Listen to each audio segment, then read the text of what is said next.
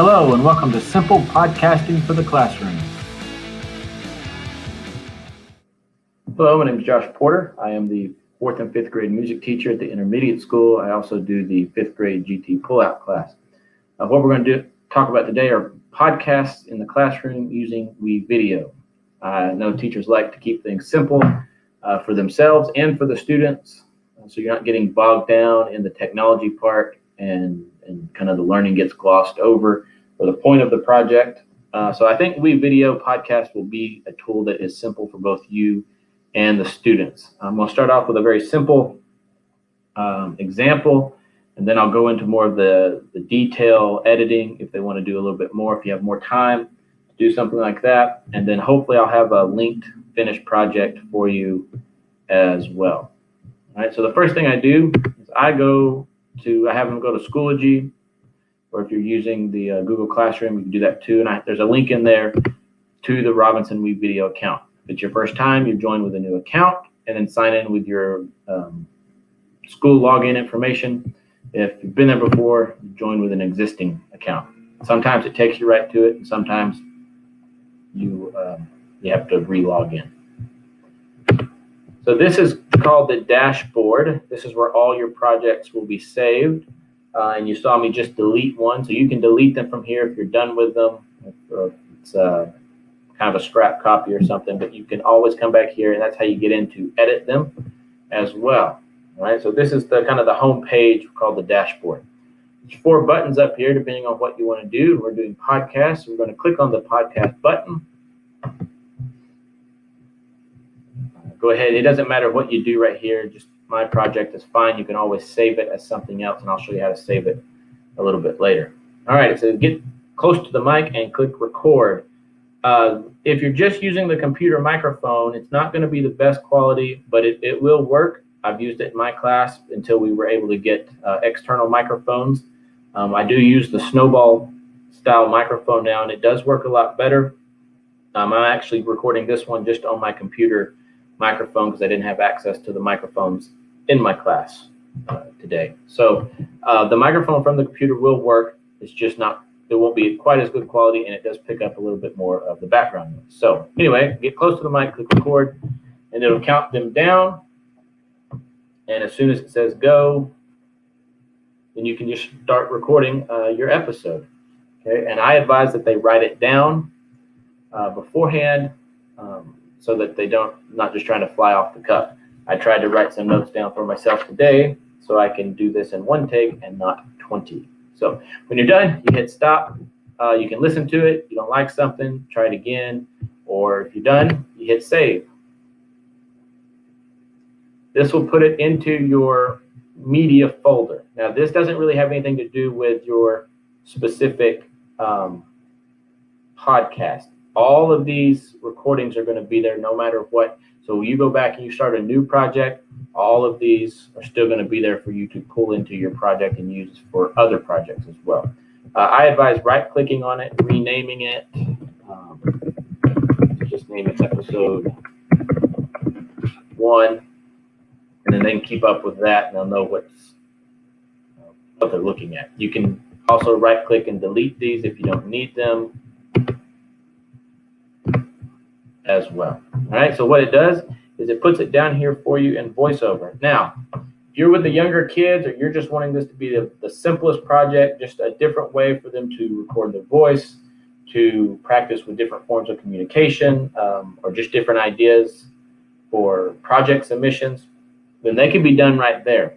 All they've done is record their episode. It's in there, and the next thing you would do is click finish. You can save it, podcast 1, that's fine. And then right here you have several options. This is what I do. I always click the Google Drive, and I'll show you what that does in a second. I always turn off the mark as public. That way it's not public on WeVideo. And then I suggest you export it as a video. All right, and that gives you an SD or an HD option. That doesn't really matter. You could put it right onto your YouTube account if maybe the older kids who were using that wanted to do that. And I'll tell you why I do video in just a second as well. You can also do audio only. Audio is going to export it as an MP3 sound file, like a song you listen to on your phone. Video is going to export it as an MP4. All right. No matter how you do it, choose one, set it up, hit export. If you've clicked this Google Drive, it'll automatically create a folder called We Video in your Google Drive, and that's where it will store them on. All right, so you can see like this Who Was right here. I saved as an MP3. That was an audio file only, and I would be able to download that or share it with somebody, do whatever you want to do out of your drive. And so make sure you have the Google Drive button selected so that they can keep up with them inside their drive as well. Every once in a while, they can clean out their new video dashboard. All right. Now, the reason I say export as a video, because the way I used it in class is I had them put it on a flip grid. So I had a flip grid called Podcast, and they were able to go in here and put it on. The reason it needs to be the video file is because Flipgrid won't accept the MP3 sound files. So I would go in here,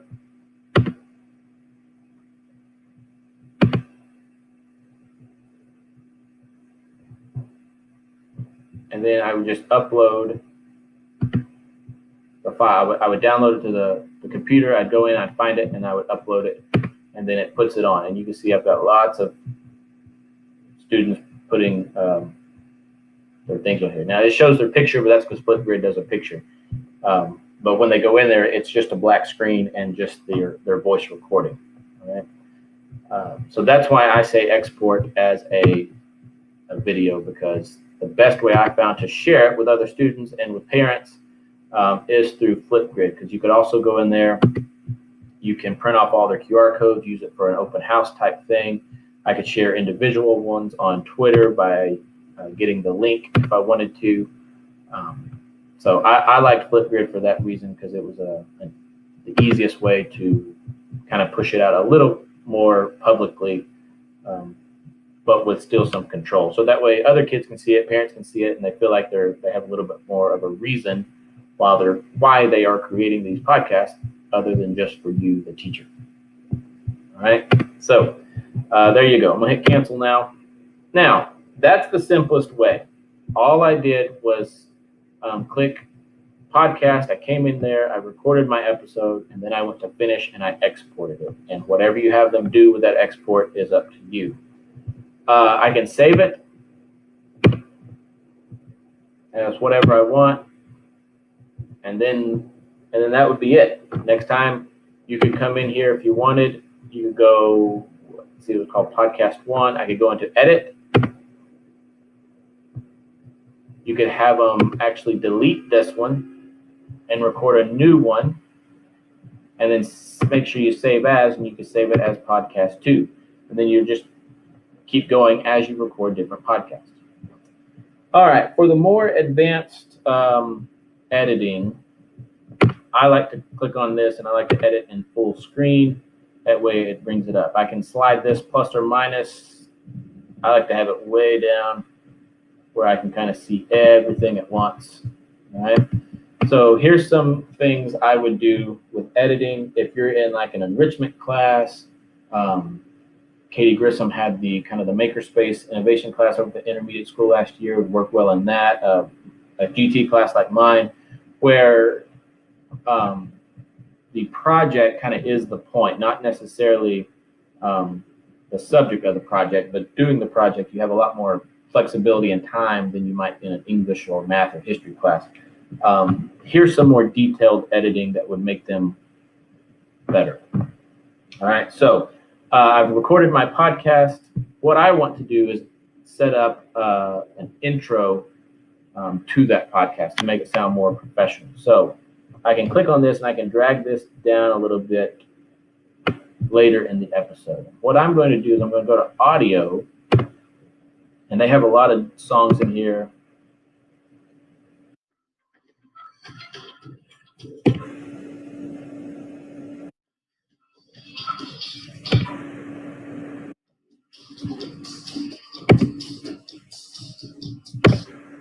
pick one they like, and they drag it to the audio one. It won't let me go to video because it's not a video, so it's red. It shows green and audio, and there it is. Now that's way too long. I don't need all of that music. So what I'm going to do is I'm going to cut it down. All right, so I'm going to slide over. You know, let's say I listen to it.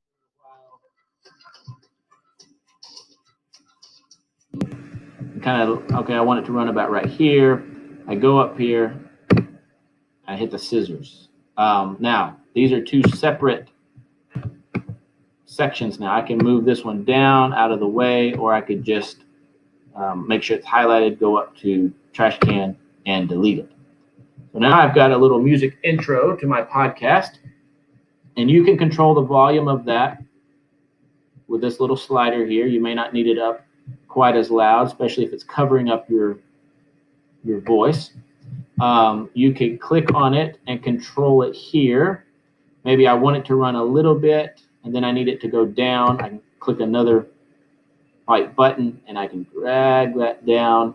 And then let's say I need it to stay down, so I'm going to click, make another one. I'm going to pull this down to the same, about 30% is what it was. And then maybe you want it to kind of fade back up at the end, or maybe you just want it to fade out from there. I can control the volume with those little sliders right there. Right? You can also have it fade in and fade out by clicking the volume. Maybe I have it fade in for a second.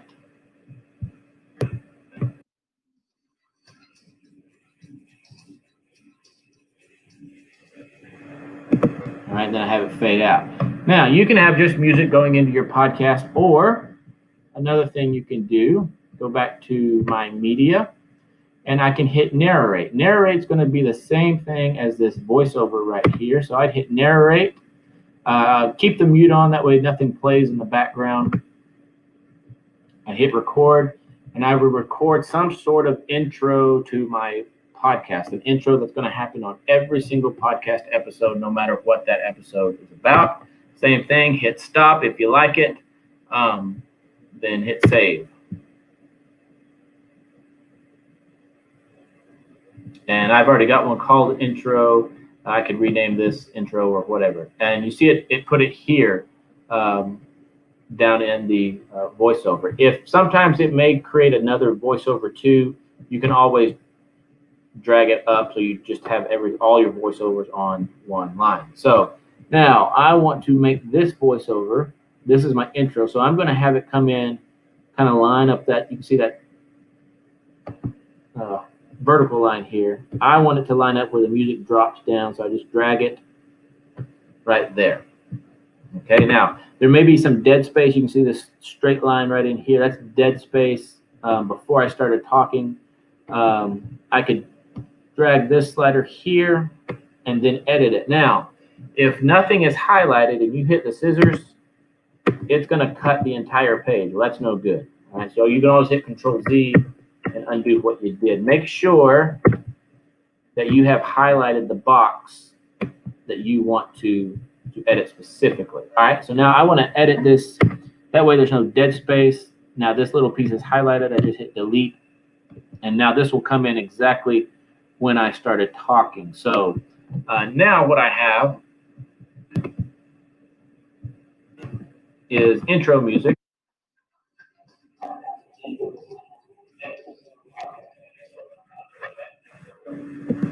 All right, and let's say, I make the music line up. I want to cut out this, highlight this little section and delete that. Now my voice, the ending of my voice would line up with the ending of my music. And what I do is I take the episode and I slide it back over. Okay. Now again, this dead space right here, so I want to cut some of that out so there's not so much just sit time. And then just slide that on over. Now what I have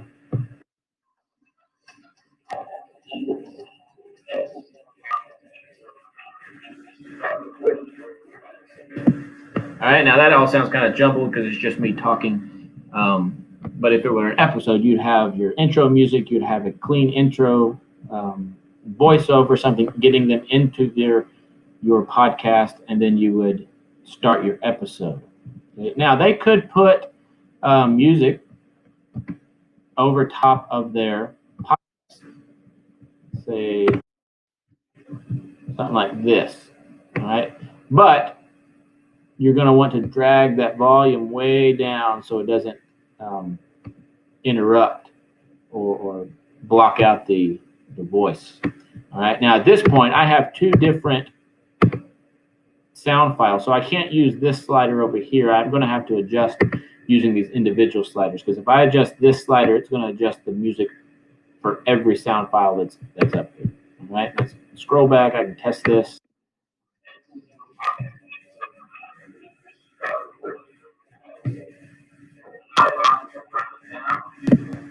All right, now that music going above the top is actually interesting if you get the levels evened out where you can hear the voice and you're not distracted by the music. Kind of keeps the flow going. I'm going to take that out for now by deleting it. And then you get down to the end of the podcast, and you could always put your music back in. You would edit it the same, kind of click it. You could fade it in.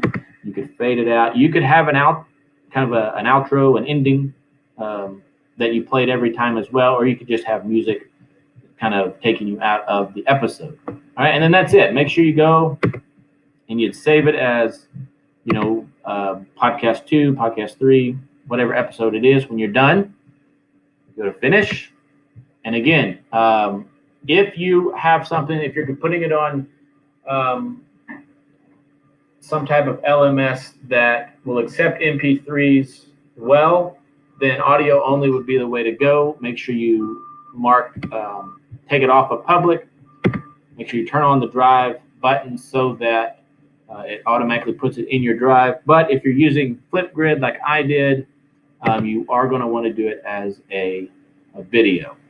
All right, now, one last thing about that. It's not going to show any video because you don't have any actual visual. So don't worry about it saying video. It's just the type of file that it is, an MP4 as compared to the MP3, and Flipgrid will allow you to, then you can upload that in Flipgrid and it will work. All right.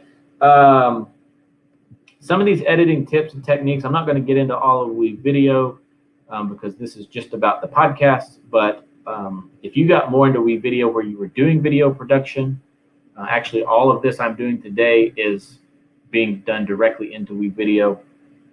You can, all these editing tips and techniques work throughout the program.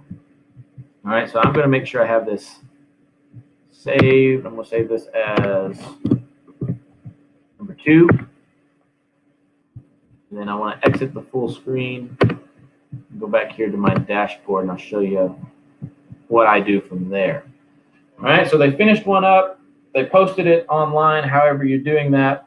Next week, next day, next month, whenever you do your next podcast, here's what I do. I go into the same podcast. This is my finished product, and I go to edit. Now, what I already have in here, let me go back to full screen, easier to see. What I already have in here is episode 1. All I need to do is click on episode 1 and delete that. It's going to keep it up here. Like I said, this is your media for all projects, no matter which one you're working on. Now what I do is I go to Narrate, and I record another episode. That's going to drop that down in there. In fact, I'll just show you. You hit record, it counts you down, and you record your second, third, fourth, whatever episode you're on. You get done, hit stop, you're going to save it. Again, I would right-click on it and save it. Make sure you rename it, episode 3, 4, 5, whatever one you're on. And then you see it right there. Right? And then I just drop that in there. And what I have now is the same introduction music, the same introduction, welcome to my podcast. And you're going to have that on every episode. And I try to explain to them, if you listen to a professional podcast, that's what they have. They have an introduction that's the same every time, just like the introduction to their TV show. And then we get into the episode, and then the exit or outro could also be the same as well.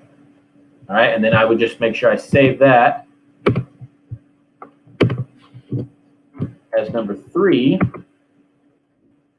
That way, when I go back to my dashboard, it's now I've got 1, I've got 2, I've got 3, and then I just go in there, delete that the old episode and put a new one in, but the music and everything stays the same. Of course, that all goes into your Google Drive as well. All right, I think I've covered most of the basics. I'm not sure. Hopefully it wasn't too confusing. I think there is going to be a time where you have a half hour or so to ask me questions. You can always email me, joshua.porter@robinson.k12.tx.us.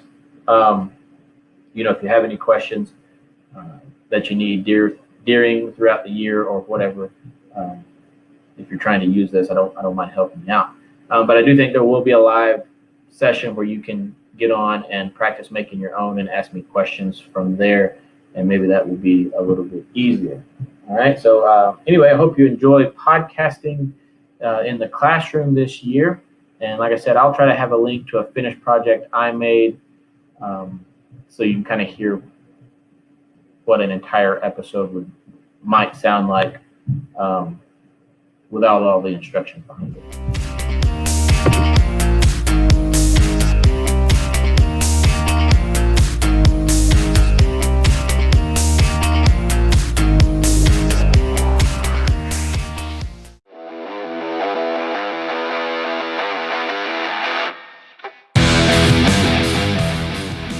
Hello and welcome to another episode of Who Was, the podcast that covers all the books from the Who Was book series. Let's get started.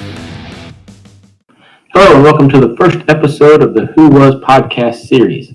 The Who Was is going to cover the Who Was book series, and you can check out these books on whowasbookseries.com. There's over 250 titles that cover everything from incredible stories of trailblazers, legends, innovators, cool places, and important events.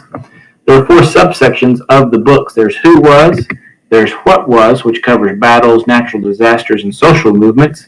There's Where Is, which covers landmarks and natural wonders. And then what looks to be a new one is What Is the Story Of? There's only 4 books in here, but these are stories behind the stories of our favorite characters like Batman and Looney Tunes. Also part of the Who Was book series is a original show on Netflix called The Who Was Show. This is a sketch comedy show that covers some of the book titles in the book series. Also on the website, there is a For Educators tab, and it looks like there are pre-made lesson plans along with activity sheets for you to use in your classroom, as long as an advertisement for the Play the Who Was adventure game, which can be downloaded as an app you can download from the App Store on Apple. All right, so we hope you enjoyed this Who Was podcast based on the Who Was book series. You can look forward to next week's episode number 2, where we dive into the books and we start with Who Was Jackie Robinson. Thank you for listening.